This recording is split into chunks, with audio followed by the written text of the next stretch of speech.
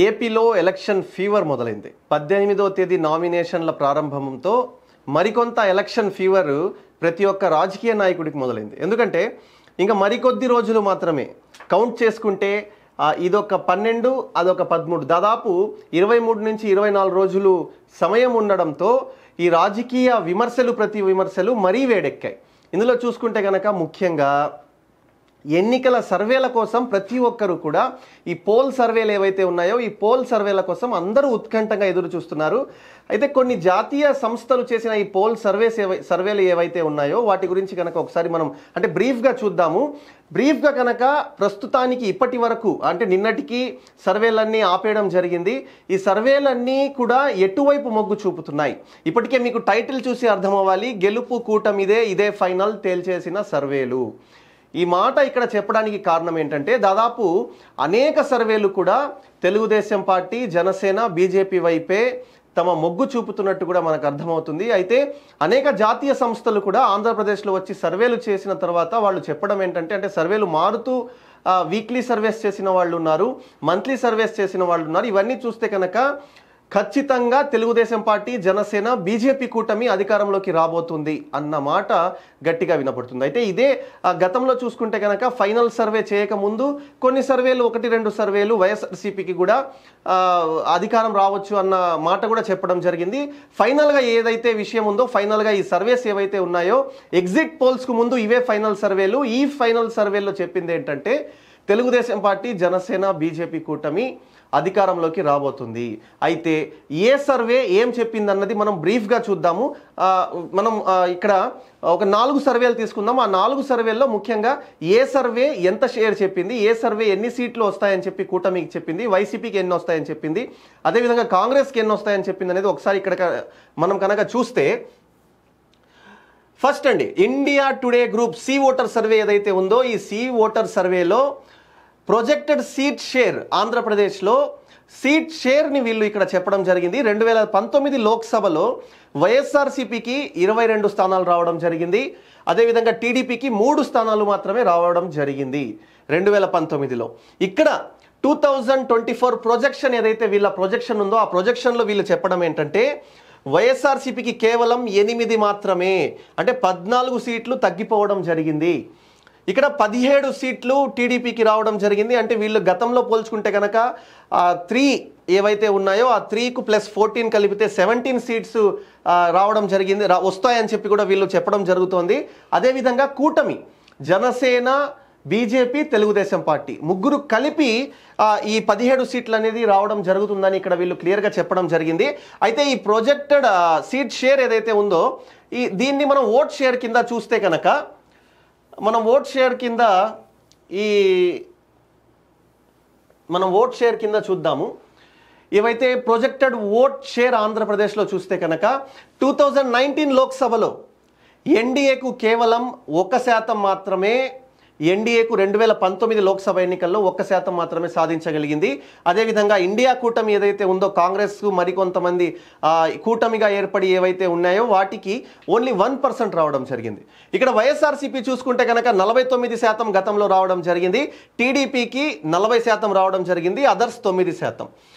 ఇక్కడ 2024 ప్రొజెక్షన్ ఎన్ని సీట్లు ఈసారి ఎంత పర్సంటేజ్ ఓట్ షేర్ రాబోతుంది అన్నది కనుక 2024 ప్రొజెక్షన్లో మనం చూస్తే 2% ఎన్డీఏకు 2% అంటే గతంలో 1%ని ప్లస్ 1% యాడ్ చేసుకుంటే 2% రావడం జరుగుతుందని వీళ్ళు చెప్తున్నారు. ప్లస్ 3% ఇక్కడ ఈ ఇండియా కూటమికి 3% రావడం జరుగుతుందని చెప్పి వీళ్ళు చెప్తున్నారు. అంటే 1 + 2 3% రావడం జరుగుతుందని. ఇక్కడ మీరు గ్రహించాల్సిన విషయం, గమనించాల్సింది ఏంటంటే 49% ఉన్న వైఎస్ఆర్సీపీ షేర్ 41%కి పడిపోయింది. 8% షేర్ ఓట్ షేర్ తగ్గిపోయింది. ఇక్కడ క్లియర్గా గమనించాలి మీరు. వైఎస్ఆర్సీపీకి వీళ్ళు చెప్పేది ఏంటంటే గతంలో వచ్చిన 49% షేర్కు ఇప్పుడు 41% షేర్కు మార్జిన్ చూసుకుంటే -8లో వైఎస్ఆర్సీపీ పడిపోయిందని కూడా వీళ్ళు చెప్తున్నారు.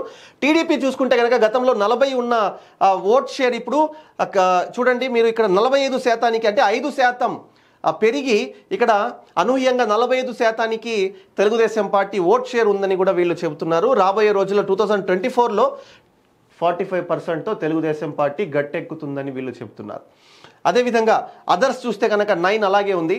ఇంకొక సర్వే మనం కనుక చూస్తే, ఇంకొక సర్వే చూడండి, ఏబీపీ కనుక మనం చూస్తే ఏబీపీ వాళ్ళు చెప్పడం ఏంటంటే ఎన్డీఏ కూటమికి 20 స్థానాలు వస్తాయని చెప్పి ఏబీపీ దేశం ఏదైతే సర్వే చేసిందో ఈ సర్వే చెప్పడం, వీళ్ళు క్లియర్గా ఇక్కడ మెన్షన్ చేసింది ఏంటంటే తెలుగుదేశం, జనసేన, బీజేపీలకు 20 సీట్లు వస్తాయని వీళ్ళు చెప్పడం జరిగింది. ఇవన్నీ ఆషామాషి సర్వే సంస్థలు కాదు, ఒక రెప్యూటెడ్ ఏవైతే సర్వే ఏజెన్సీస్ ఉన్నాయో ఆ ఏజెన్సీస్ చేసిన సర్వేలను వీళ్ళు ఇక్కడ ప్రొజెక్ట్ చేయడం జరిగింది. వీళ్ళు ఎన్డీఏ కూటమికి 20 సీట్లు వస్తాయని చెప్పడం జరిగింది, వైఎస్ఆర్సీపీకి ఓన్లీ 5 మాత్రమే వస్తాయని చెప్పింది. ఇక్కడ కాంగ్రెస్ ఎటు పరిస్థితుల్లో బోని కొట్టదు, అదర్స్ కూడా బోని కొట్టరు అన్నది వీళ్ళ ప్రొజెక్షన్ అండి. రైట్, నెక్స్ట్ కనుక చూస్తే ఇక్కడ డైనమిక్స్ న్యూస్ ఎక్స్ ఏదైతే ఒపీనియన్ పోల్ ఉందో సీట్ షేర్ వీళ్ళు క్లియర్గా మెన్షన్ చేయడం జరిగింది ఇక్కడ. అయితే మొత్తం ఉన్న టోటల్ సీట్స్ 25లో బీజేపీకు 2.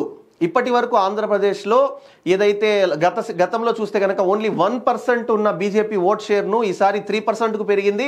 అదేవిధంగా బీజేపీ, జనసేన, టీడీపీ కూటమితో ఏవైతే వీళ్లకు ఆ సీట్స్ కేటాయించారో అందుకు గాను 2 సీట్లు బీజేపీకి రావడం జరుగుతుందని కూడా వీళ్ళు చెప్పడం జరుగుతుంది న్యూస్ ఎక్స్ వాళ్ళు.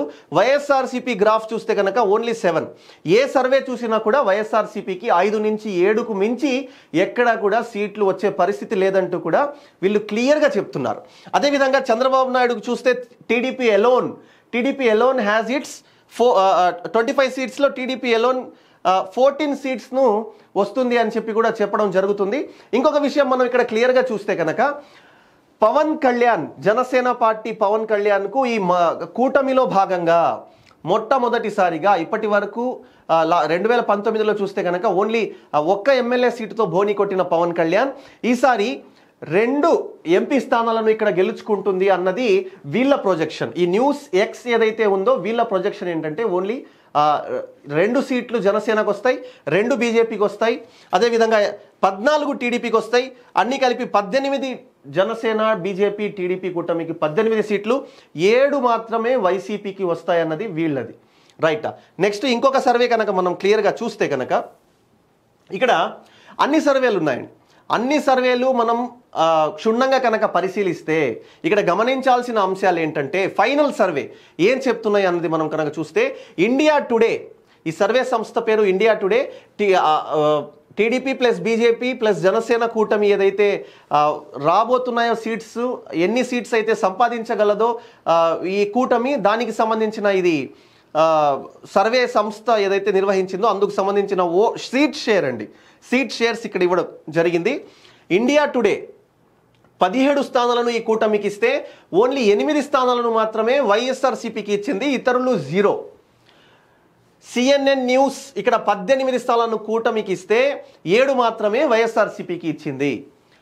ఇండియా టీవీ 17 స్థానాలను కూటమికి ఇచ్చింది, 8 స్థానాలను వైఎస్ఆర్సీపీకి ఇచ్చింది. ఏబీపీ న్యూస్ అయితే మరో 2 స్థానాలు కలిపి 20 స్థానాలు కూటమి 20 స్థానాల్లో గెలుపొందుతుంది, 5 మాత్రమే వైఎస్ఆర్సీపీకి వస్తాయన్నది ఏబీపీ న్యూస్ యొక్క ప్రొజెక్షన్. రైట్, న్యూస్ ఎక్స్ చూద్దాం.